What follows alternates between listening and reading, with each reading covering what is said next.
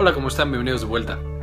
Espero se lo estén pasando bien. Hoy ya sabrán, es el Día Internacional de la Diabetes. Entonces vamos a hablar evidentemente de la diabetes. Vamos a hablar de qué la causa, qué es lo que podemos hacer para prevenirla y una vez que la tenemos, qué hacemos para que no nos afecte tanto y un poco cuál es el tratamiento. Espero les guste y le entiendan a todos. Exploramos entonces qué es la diabetes y les dejo aquí el símbolo de la OMS para la diabetes, que es este círculo azul. Yo tampoco sabía que eso era, pero al parecer sí existe. ¿Qué es la diabetes? Ya lo sabemos, es una enfermedad hormonal. Muchas veces nos lo han dicho, básicamente lo que está fallando es la insulina y como falla la insulina, ahorita lo vamos a ver, falla el metabolismo de los carbohidratos, o sea, el azúcar en la sangre y en realidad en todos los tejidos del cuerpo. Entonces estas moléculas que tenemos aquí, este es el azúcar, ya vimos en la clase de alimentación y saciedad, hambre y obesidad, que les dejo un enlace en la parte de arriba. Ahí mencionamos que el azúcar pues es esencial para todas nuestras células y todos nuestros procesos funcionales, entonces siempre lo necesitamos. El problema es que la insulina, ahorita lo mencionamos más a detalle, pero es un regulador muy importante. Cuando falla, esta azúcar o esta glucosa que tenemos en el cuerpo aumenta de manera muy importante y sin ningún control. ¿Qué tan grande es el problema? Bueno, ya que le toca un día internacional y la OMS lo reconoce, es porque más o menos 422 millones de personas la padecen. Es ya prácticamente una de las principales causas de muerte en el mundo. Por ejemplo, en el 2012 causó 1.5 millones de muertes directas y la hiperglucemia causó otras 2.2 millones de manera indirecta. ¿Qué son estas indirectas? Desde infartos al corazón, infartos al cerebro y algunas otras patologías. Por esto mismo aumenta de 2 a 3 veces el riesgo de infartos tanto de corazón como de cerebro y está entre las principales causas de ceguera, insuficiencia renal y amputación no traumática. O sea, causas por las cuales dejamos de ver, los riñones dejan de funcionar o nos tienen que amputar partes del cuerpo, principalmente los pies, que no sea asociado a algún trauma, principalmente por automóvil. Entonces, esta es la diabetes. Ahora, ¿qué es lo que lo causa? Vamos a ver. Nosotros evidentemente comemos. Esa es la manera en la cual nosotros obtenemos la glucosa y en general la energía. Entonces, cuando nosotros nos llevamos la comida a la boca, la tragamos, la masticamos, llega a nuestro estómago. El estómago se sigue digiriendo y una vez que llega al intestino lo empezamos a absorber. ¿Qué significa que lo absorbimos? Significa que deshicimos eso que nos comimos, por ejemplo, el plátano o el tomate o la carne que nos llevamos a la boca. Llega al intestino ya hecho pedazos muy pequeños y esos pedazos muy pequeños pasan a la sangre. Pasan muchas cosas, carbohidratos, lípidos, etcétera, pero nos vamos a enfocar en la glucosa, en los carbohidratos que contenía la comida. Por ejemplo, de ese rico plátano que nos comimos, una gran cantidad de azúcar, de fructosa y de glucosa van a llegar a nuestra sangre.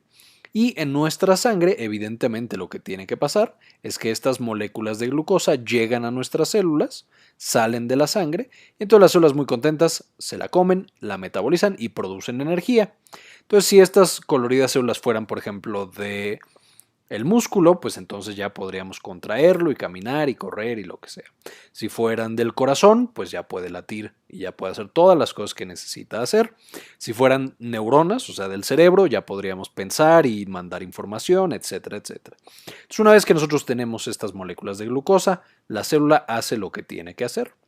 Sin embargo, evidentemente, no toda la glucosa se va a las células. Algo de esa glucosa sobra, se queda en la sangre. Y entonces hay un órgano muy especial que es el páncreas, que recibe la señal de esta glucosa que sobró en la sangre y dice, mira, no sobró, vamos a guardarla para la próxima vez. ¿Qué tal que la próxima vez no encontramos este rico plátano que nos comimos? Y entonces empieza a liberar una hormona, que ya adivinarán, se llama insulina. Esta insulina entonces es la señal para guardar toda la energía que sobró. Ya que todas mis células comieron y ya que todas están haciendo sus funciones, vamos a guardar toda la glucosa que sobró. ¿Dónde la vamos a guardar? La insulina va viajando por todo el cuerpo y entonces, ¿dónde puedo guardar tanta energía? Porque el plátano tenía mucha energía y yo no la usé toda. Pues vamos a ver que se puede guardar el depósito más importante y más grande, va a ser el tejido adiposo, la grasita que tenemos en la barriga y en otros lados. Y ahí la única cosa es que el cuerpo tiene que transformar a través de muchos procesos bioquímicos este azúcar, esta glucosa, la tiene que transformar en grasita. y entonces esa grasa entra en el tejido adiposo y ahí se queda para más adelante, si la necesitamos, volver a convertirla en energía y volver a utilizarla. Otro lugar importante de almacenamiento es el músculo. En el músculo hay la ventaja de que se almacena directamente como glucosa, entonces es fácil y es rápido. Y tenemos también el hígado, que puede almacenar tanto como grasita o como glucosa. Entonces esos son los 3 sitios que nosotros tenemos donde se puede almacenar esa energía que sobró porque comimos de más, por ejemplo. O porque tuvimos poca actividad. Digo, si me como 10 plátanos y me quedo acostado todo el día, probablemente algo de esa energía sobre y entonces se va a almacenar. Ahora, ¿qué es la diabetes en particular? Ya vimos que cuando comemos, la energía que sobra se mete a las células y se guarda en la grasa, el músculo y el hígado a través de la insulina. La diabetes básicamente, ya quedamos, es una enfermedad en la cual la insulina no funciona bien. Entonces tenemos primero el tipo 1, esta diabetes mellitus tipo 1 es básicamente que el sistema inmune enloquece y destruye nuestro páncreas y destruye nuestras células que producían insulina. Entonces como ya no tenemos insulina, por más que la glucosa sobre, no puede entrar a las células para almacenarse, para comer sí, o sea, las células siguen funcionando, las neuronas siguen liberando mensajes, el músculo sigue contrayéndose, porque si no moriríamos inmediatamente, pero se empieza a almacenar esta glucosa en la sangre. Cada vez hay más y hay más y hay más hasta que alcanza niveles tóxicos. Ahorita vamos a mencionar cómo es esto. La diabetes mellitus tipo 2, que es la más prevalente, esta es la que no le da a los jóvenes, la otra, la autoinmune, pues da desde jovencito, porque el sistema inmune se vuelve loco temprano. Pero la diabetes mellitus tipo 2 es la que más conocemos y es la que asociamos a haber comido demasiado. Ya quedamos que cada vez que nos sobra energía, por ejemplo, si ya nos comemos los 10 plátanos y además le entramos con singular alegría al refresco de los tamales, pues sobra mucha más energía. Entonces, evidentemente, esa energía de nuevo se guarda en músculo y en hígado, pero también se guarda bastante en tejido adiposo. Y entonces el tejido adiposo crece y crece y crece más y crece más. Esto hace que el tejido adiposo cambie. La insulina, que era la que le daba la señal al adiposito que guardara más y más y más energía, llega a un punto en el que el adiposito sabes que no. O sea, ya no puedo guardar más energía, ya te estás pasando. Y entonces empieza a secretar una señal química, varias de estas sustancias liberadas a la sangre, el factor de necrosis tumoral, resistina, cortisol, etc. Y esto lo que hacen es bloquear la acción de la insulina. Y sabes que ya no vas a trabajar, ya te pasaste, ya dejamos que almacenaras todo lo que quisiste, pero se acabó, porque esto ya está muy mal, es demasiado. Y entonces a partir de este momento, estas sustancias que secreta el adipocito, este tejido, la grasa de nuestro abdomen, va a generar algo llamado resistencia a la insulina. O sea, en esta no es que la insulina falte, sí tenemos insulina, a diferencia de la diabetes mellitus tipo 1 o autoinmune, sino que aquí tenemos resistencia a la insulina por estas otras sustancias químicas que secreta nuestra pancita y otro tejido adiposo. ¿Y qué es lo que va a pasar entonces? De nuevo, comemos, esta comida se convierte en glucosa y pasa a la sangre. Ya que está en la sangre, se va hacia nuestros tejidos y nuestros tejidos comen todo lo que quieren y trabajan perfectamente bien. Y de esta glucosa que sobró, le da la señal al páncreas, pero en vez de que secrete insulina, sí la secretamos, pero no funciona.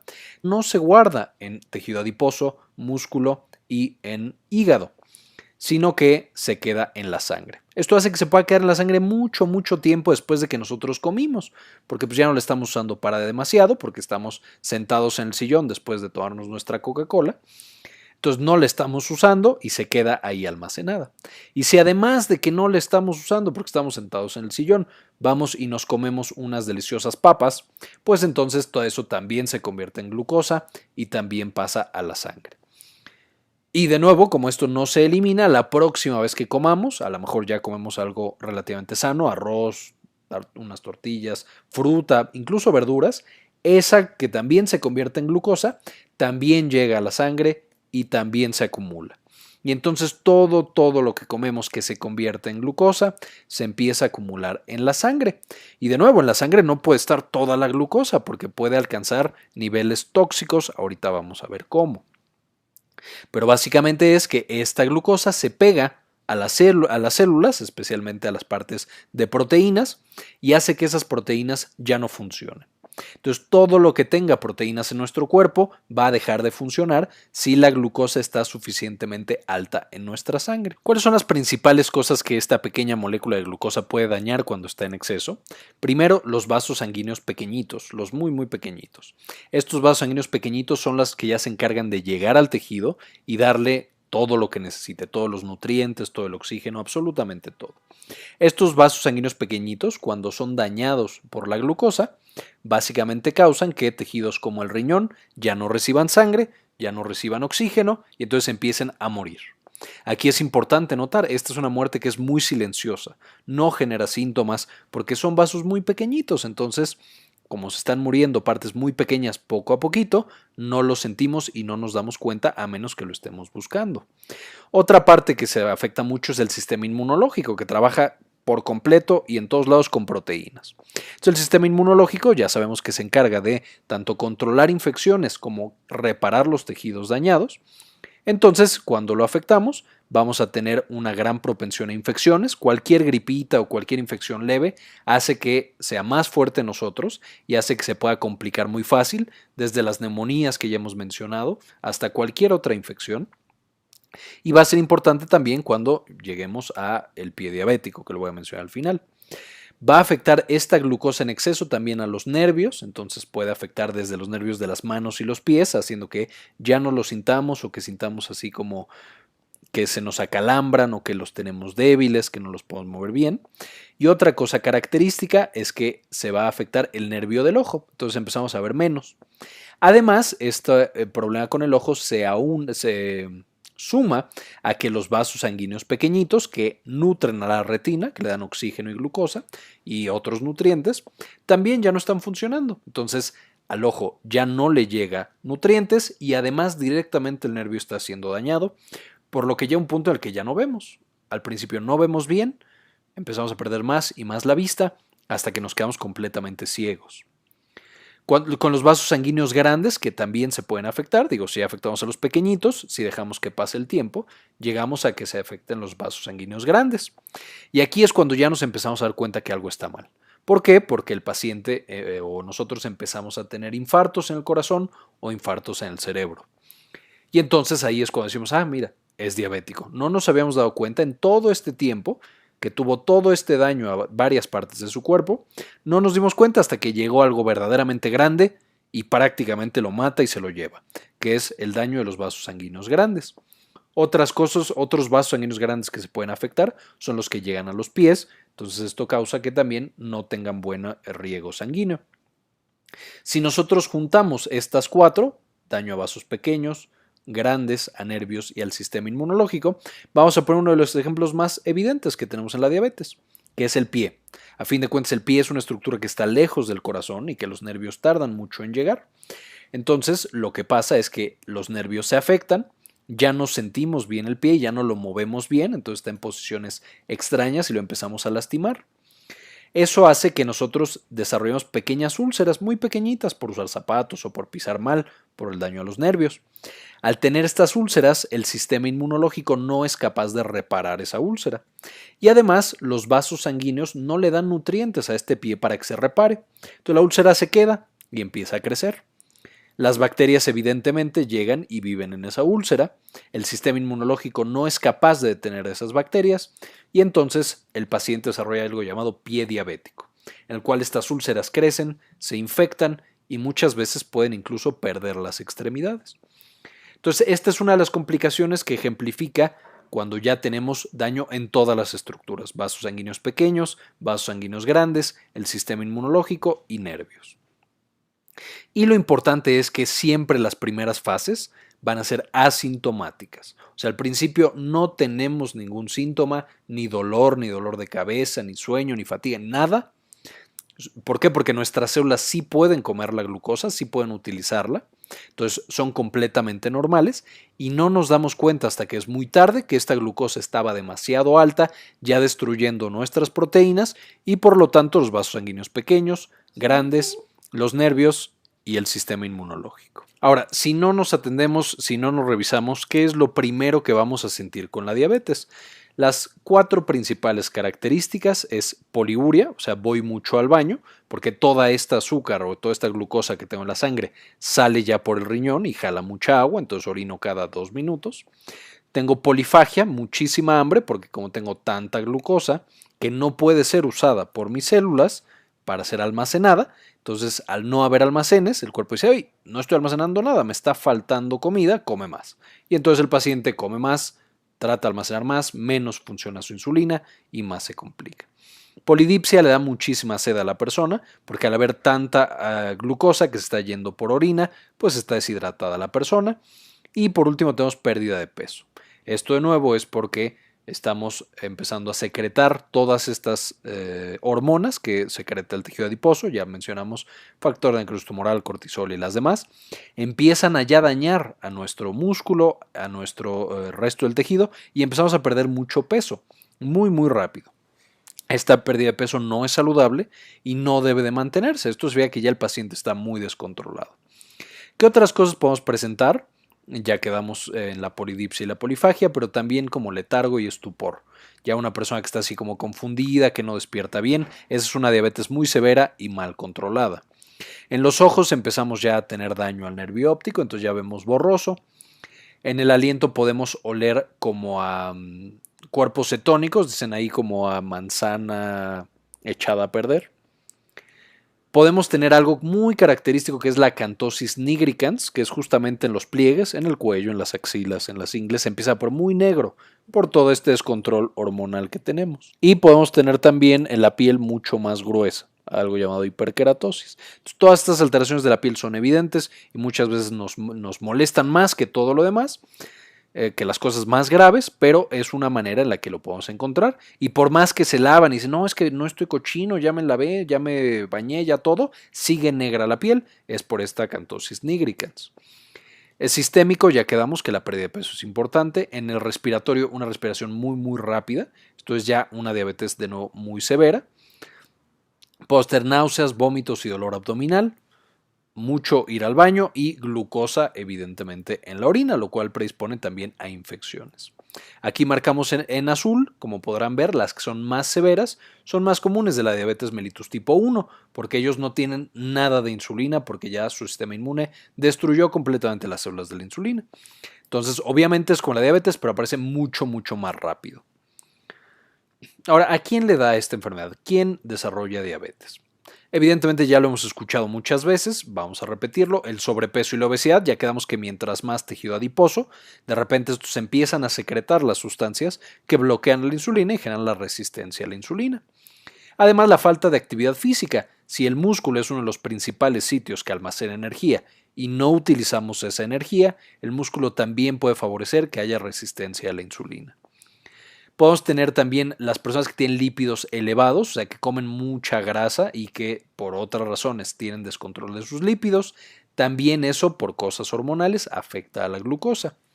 La edad, mientras más años tenemos, más probable es de que aparezca la diabetes, porque cambian nuestras hormonas, baja la cantidad de ejercicio que hacemos, muchas veces ya no comemos tan bien, etc. Los antecedentes familiares son muy importantes, o sea, si nosotros ya tuvimos familiares con diabetes mellitus tipo 2, que aquí en México somos casi todo mundo, entonces es más probable que tengamos también nosotros. Y aquí en antecedentes familiares no es solamente los que hayan tenido diabetes mellitus tipo 2, sino pueden ser también otras enfermedades parecidas, como diabetes durante el embarazo, llamada diabetes gestacional, o alguien que haya tenido, alguna mujer que haya tenido quistes en los ovarios. Entonces, cualquiera de nuestra familia que haya tenido alguna de estas, nosotros tenemos más riesgo de diabetes. Evidentemente, las mujeres embarazadas, por las hormonas que tienen, ya lo vimos en la clase de fisiología del embarazo, pero tienen resistencia a la insulina de manera natural. Entonces, si de manera natural tienen un poco de resistencia, una persona que ya tiene mucho tejido adiposo, tiene mucha más resistencia y ya tiene diabetes. Las mujeres con quistes en los ovarios también tienen muchos descontroles hormonales y pueden llegar a diabetes. Y las personas que toman algunos medicamentos, principalmente los esteroides o los antipsicóticos, son los principales que generan diabetes y también generan aumento de peso. Entonces también si vamos a tomar estos medicamentos por mucho tiempo, hay que estar muy pendientes porque podemos desarrollar diabetes. Ahora, ¿cómo se diagnostica? ¿Cómo sé si yo tengo diabetes o cómo el médico, que es el que hace el diagnóstico, va a saber si tengo diabetes o no? Hay varias pruebas, 4 principales, pero básicamente lo que demuestran es que la glucosa está muy elevada en mi sangre y dura mucho tiempo ahí. O sea, no se está almacenando porque ya quedamos que la insulina no la guarda donde debe guardarla. Entonces, ¿qué pruebas tenemos? Una de las más usadas es la curva de tolerancia a la glucosa oral, o sea, hacemos que tomen X cantidad de glucosa y lo medimos 2 horas después y si está demasiado elevado o si dura demasiado, eso ya es diabetes porque esa insulina no está funcionando. Si la persona lleva 8 horas sin comer y su glucosa está muy alta, significa que la última comida se quedó demasiado tiempo en la sangre, de nuevo, la insulina no funciona. Si la glucosa está demasiado elevada en cualquier momento del día, o sea que ya está alcanzando niveles tóxicos, pues evidentemente ya es diabetes porque ya está generando esta toxicidad por glucosa. Y una prueba que se llama hemoglobina glucosilada, que básicamente mide una proteína que está en la sangre, entonces esa proteína siempre está conviviendo con el azúcar. Entonces, si esa hemoglobina está demasiado pegada a la glucosa, o sea, demasiadas moléculas de glucosa se le pegaron, es que la glucosa estuvo muy alta. Veremos que el de las pruebas que más se están usando ahorita para monitoreo y para todo es justo esta, la hemoglobina glucosilada, que es bastante precisa y nos dice qué tan elevada estuvo la glucosa en los 3 meses anteriores, lo cual es muy bueno. Ahora, tratamiento. Aquí les pongo más o menos cómo es el tratamiento. Esto evidentemente debe hacerlo un médico. Entonces, cualquier duda o cualquier otra cosa, tienen que visitar a su médico para que les diga cuál es el que más les conviene. Y cuando hablen con su médico, no olviden siempre que la base del tratamiento, si quedamos que las células del tejido adiposo, la grasita de la barriga, es la que más genera estas sustancias que generan resistencia a la insulina, pues tenemos que deshacernos de esa grasita. Tenemos que hacer dieta y tenemos que hacer ejercicio. Esto va a hacer que vayamos consumiendo menos glucosa, entonces disminuye la toxicidad por glucosa. También la dieta hace que bajemos de peso, entonces eso disminuye las hormonas que hacen que la insulina deje de funcionar. Y el ejercicio, además de que es bueno para el corazón y para el cerebro, hace también que se gaste la energía del músculo y disminuya la resistencia a la insulina. Ahora, además de estas dos que todos los pacientes deben tener, no importa qué tan avanzado o qué tan empezando estén con su diabetes, siempre deben tener estas dos. ¿Qué otra cosa puede recetar el médico? A lo mejor una cosa llamada metformina. Esto le ayuda a la insulina a trabajar. O la glibenclamida, que obliga al páncreas a secretar más insulina, con por supuesto el riesgo de que si mi insulina ya no sirve, ¿de qué me sirve secretar más? Pero bueno, ambas pueden ser usadas en pacientes diferentes. Tenemos otras hormonas, se pueden administrar unas que se llaman incretinas, que estas lo que hacen es que le ayudan a la insulina a funcionar mejor, igual que la metformina. Y si nada de esto funciona, directamente lo que hacemos es aplicar insulina. Como lo principal que está causando el daño a los nervios, a los vasos grandes y chiquitos y al sistema inmune es la glucosa tan alta, pues entonces cuando nosotros inyectamos, como vemos aquí, de manera subcutánea, en el pellejito, la insulina, lo que hacemos es que obligamos a esa glucosa a bajar por más alta que esté. Y entonces, si hay mucha resistencia, pues inyectamos mucha insulina, si hay poquita, inyectamos poquita. De esta manera hacemos que la toxicidad por glucosa aparezca mucho después.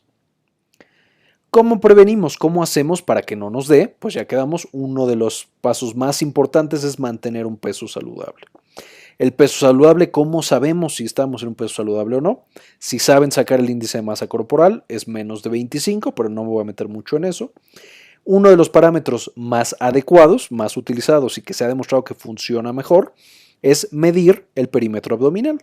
Básicamente ponemos una cinta métrica justamente por encima de la cicatriz umbilical, que no quede tan pegado que podamos meter un dedo, como se ve en esta imagen. Y las mujeres tienen que estar por abajo de 88 centímetros y los hombres por abajo de 94 centímetros. Esto de acuerdo a las guías americanas, ahí a la TP4. Si nos vamos a las guías nacionales, a la guía del IMSS, tiene que estar abajo de 80 en mujeres y de 90 en hombres. Pero bueno, básicamente tenemos que mantener un perímetro abdominal saludable.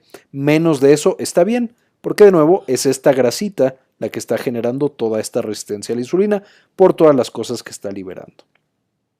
Segundo, una dieta baja en carbohidratos. O sea, todo esto que contiene mucha glucosa hay que evitarlo lo más posible. ¿Qué es lo que va a generar esta dieta baja en carbohidratos? De nuevo, que bajemos de peso y que tengamos menos glucosa en la sangre para evitar esta toxicidad por glucosa. ¿Qué tenemos que evitar? ¿Qué son los carbohidratos? Es, para simplificar, todo lo que es dulce más algunos otros alimentos. Uno de los más importantes aquí en México son los refrescos. Todos los refrescos están llenos de carbohidrato. Entonces debemos evitarlos lo más posible.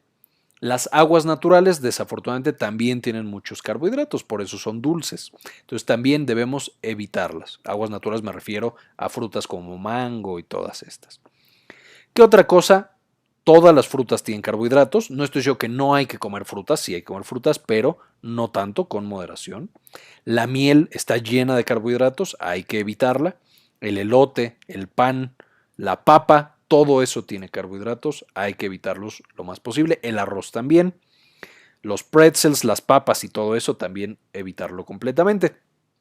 Si vamos a consumir alguno de ese tipo de alimentos, hay que consumir alimentos que sean más, ¿cómo decirlo?, digamos naturales y que se absorban más despacio. ¿Cuáles son los que más se recomendarían? Principalmente cosas como arroz integral, como pan integral también, aunque no en grandes cantidades, y algunas otras cosas. Si quieren, después hablamos cuáles son los mejores y los peores carbohidratos en otro video. Si les interesa, pónganlo en los comentarios y discutimos índice glucémico y todas esas cosas. Las tortillas tan populares aquí en México también son carbohidratos, hay que evitarlas. De nuevo, no hay que quitarlas completamente de la dieta, pero sí moderarla, consumirla menos de 2 veces por semana, por difícil y horrible que suene. Y también los postres, todo lo que sea dulce, todo lo que tiene azúcar, esos son puros carbohidratos. Los cafés de Starbucks o de alguna otra cafetería que le echan caramelo sobre crema sobre azúcar, eso también hay que evitarlo. Y todos estos lo que hacen al nosotros evitarlo, ya quedamos que traerá consecuencias positivas. El ejercicio también es una piedra angular del tratamiento de la prevención de la diabetes. Básicamente, ¿qué significa hacer ejercicio? Más de 150 minutos por semana es lo que se ha demostrado que sirve más. ¿Y qué significa ejercicio? O sea, ¿hasta qué punto debo llegar? Debo hacer que mi corazón lata a más de 100 latidos por minuto, o sea, que ya esté acelerado. ¿Por qué? Porque ahí ya sé que mi corazón está trabajando y mis músculos también están trabajando bastante. Eso es el ejercicio. Más de 150 minutos por semana, más de 100 latidos por minuto cada sesión de ejercicio. No todos llegan hasta aquí, este es el ideal y de hecho, o sea, esto no es el límite alto, puede haber sesiones mucho más extremas, pero este es un buen sitio para empezar. ¿Qué otras cosas tenemos que hacer? Si ya quedamos que la diabetes puede aumentar el riesgo de otras enfermedades, especialmente de infartos al cerebro y al corazón, al mismo tiempo que estamos tratando de evitar que nos dé diabetes, pues podemos disminuir el riesgo de nuestro corazón y nuestro cerebro. ¿Cómo? Me puedo medir los lípidos, específicamente el colesterol, tanto el bueno como el malo, medirme la presión arterial para que esté en el rango adecuado, ahorita vamos a ver cuál es. Tomarme la glucosa de vez en cuando, especialmente si tengo factores de riesgo y estoy gordito. Y no fumar, que esto va a ser la recomendación casi en todas las clases que hemos visto. No fumar es de lo más importante que podemos hacer para cuidar nuestra salud. Ahora, ¿qué pasa si ya soy diabético? Ok, ya me diagnosticaron, hoy llego y el doctor me dice, ¿sabe qué? Usted es diabético. Como ya vimos, la glucosa se elevó años antes de que fuera detectada. O sea, ya llevamos muchos años de toxicidad por glucosa. Entonces, ¿cómo sé qué tanto daño me ha hecho esa glucosa alta? Lo que tengo que hacer en ese momento y a partir de ese momento, el resto de mi vida, necesito tomarme la hemoglobina glucosilada. Esto nos va a decir qué tanta glucosa se pegó a nuestra hemoglobina, que es una proteína que tenemos en la sangre. Y entonces, si la tuvimos muy elevada los 3 meses anteriores, va a salir más de 6.5. ¿Qué otra cosa tenemos que hacer? Acudir al oftalmólogo una vez al año, nos va a revisar el ojo y va a checar cómo está nuestro nervio del ojo para que sí estemos viendo bien. Tenemos que hacernos una prueba de orina, si ya el riñón está siendo afectado, si ya le está faltando oxígeno, a lo mejor otra cosa ya les está siendo dañado. Vamos a tener albúmina en la orina, muy poquita, pero ahí va a estar la albúmina, lo cual no es normal en un riñón sano. Vamos a necesitar una revisión de los pies por un médico cada 6 meses, que básicamente va a checar cómo está todo el pie, si sentimos el talón, la punta, los dedos, etcétera, si tenemos buena circulación sanguínea, etcétera. Y nos va a decir, ¿sabes qué? Si estás sano de tus pies, o sabes que no, tienes que empezar a usar zapatos diferentes, o tienes que bañarte o lavar los pies ya solo con agua tibia, etcétera. Tenemos que checar nuestra presión arterial. Si ya soy diabético, necesariamente tengo que mantenerla abajo de 130/80 y controlar el colesterol cuando está alto, especialmente el colesterol malo, que es el LDL. Muchas veces nos van a dar medicamentos llamados estatinas, pero bueno, eso ya es cosa del médico cuando nos esté revisando. Esta es la evaluación completa, o bueno, esta es la evaluación inicial y basal que hay que hacerse siempre que ya somos diabéticos. Todas estas pruebas, por lo menos una vez al año, y hay algunas que son más de una vez al año, por ejemplo la hemoglobina glucosilada, la presión arterial, etc. Y bueno, si quieren saber más, aquí les dejo de dónde saqué la información y les dejo algunos artículos para que lean más y se enteren más del tema por si les interesa. Bien, eso fue todo por la clase de hoy, espero les haya gustado y la hayan entendido. No olviden suscribirse en el botón rojo de abajo. Cualquier pregunta o comentario déjenlo también en los comentarios y como siempre, ayúdenos a cambiar el mundo, compartan la información.